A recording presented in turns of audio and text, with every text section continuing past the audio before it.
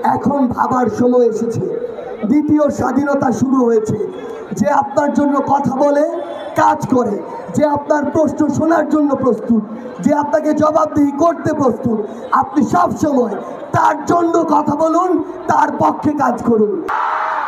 আমরা 24-এর এই ছাত্র জনতার অভ্যুত্থান থেকে একটি কথা স্পষ্ট করে বলতে চাই, বাংলাদেশে যা কিছু হবে ছাত্র জনতার রায়ের ভিত্তিতে হবে, কোনো পরিবার থেকে নয়, কোনো ফ্যাসিবাদ যে সিস্টেম সেই সিস্টেমগুলো থেকে নয়। আমাদের যে রাষ্ট্র সংস্কারে আমরা কথা বলছি, এই সংস্কারটা নিজের ঘর থেকে ঠিক করতে হবে। আমরা যদি আমাদের ঘর থেকে এই নোংরা সিস্টেমগুলোকে, এই মানুষগুলোকে ত্যাগ করতে পারি, উপেক্ষা করতে পারি, সরিয়ে রাখতে পারি, আমি আপনাদেরকে বলে দিচ্ছি যে সিস্টেম সংস্কারটি ঘর থেকে শুরু হবে, সেটি একদিন সমাজে পৌঁছাবে, জেলায় পৌঁছাবে, বিভাগে পৌঁছাবে, রাষ্ট্রে পৌঁছাবে। আর তখনই আমরা যে বাংলাদেশের স্বপ্ন দেখছি সেই বাংলাদেশটি আমরা তৈরি করতে পারবো।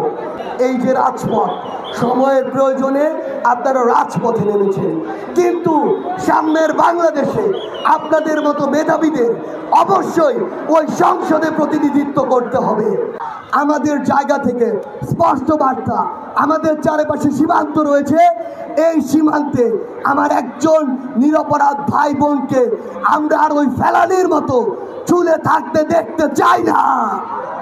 আমাদের জায়গা থেকে স্পষ্ট বার্তাটি হচ্ছে, যদি আজকের পর থেকে এমন কোনো ঘটনা ঘটে, হয় তার উপযুক্ত বিচার করা হবে, তাহলে বাংলাদেশের ছাত্র জনতা, বিজেপি থেকে শুরু করে যারা যারা সম্ভব তারা সকলে মিলে কিভাবে আমাদের ওই রাষ্ট্রগুলোকে জবাব দিতে হয় সেটি আমাদেরকে একসাথে আবার দেখিয়ে দিতে হবে।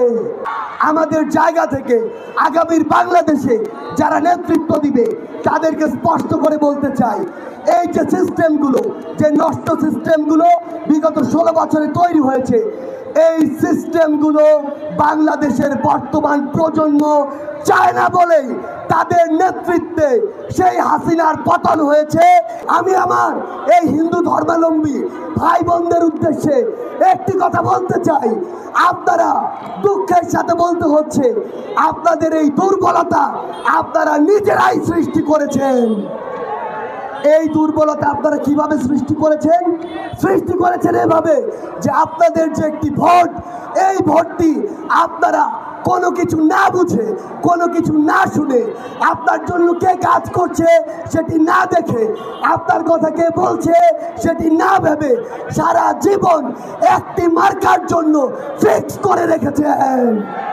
সুস্বাদু বাদাম, তিল আর স্বাস্থ্যকর গ্লুকোজ সব মিলিয়ে প্রাণ পিনাট বার। স্মার্ট কিছু খাও। এই যে নির্দিষ্ট একটি নৌকা মার্কায় আপনারা আপনাদের ভোটটি ফিক্স করে রেখেছেন, এটাই হচ্ছে আপনাদের সবচেয়ে বড় দুর্বলতার জায়গা। আপনি যদি আজকে কোনো অন্যায়কে সমর্থন করেন, মনে রাখবেন এই অন্যায়ের কারণে যে সিস্টেমটি প্রতিষ্ঠিত হবে, সেই সিস্টেমটি দ্বারা অবশ্যই সামনের কোনো একদিন আপনি, আপনার পরিবার, আপনার আত্মীয় স্বজনের কেউ না কেউ অবশ্যই সেই অন্যায়ের শিকার হবে। এই যে রাজপথ, সময়ের প্রয়োজনে আপনারা রাজপথে নেমেছেন, কিন্তু সামনের বাংলাদেশে আপনাদের মতো মেধাবীদের অবশ্যই ওই সংসদে প্রতিনিধিত্ব করতে হবে। আপনারা আপনাদের বাবা মাদেরকে বলবেন, ডাক্তার, ইঞ্জিনিয়ার, পাইলট, জজ, ব্যারিস্টার হওয়ার পাশাপাশি আমাকে দেশের সেরা একজন মেধাবী, সৎ ও ন্যায়পরায়ণ রাজনীতিবিদ হয়ে উঠতে হবে।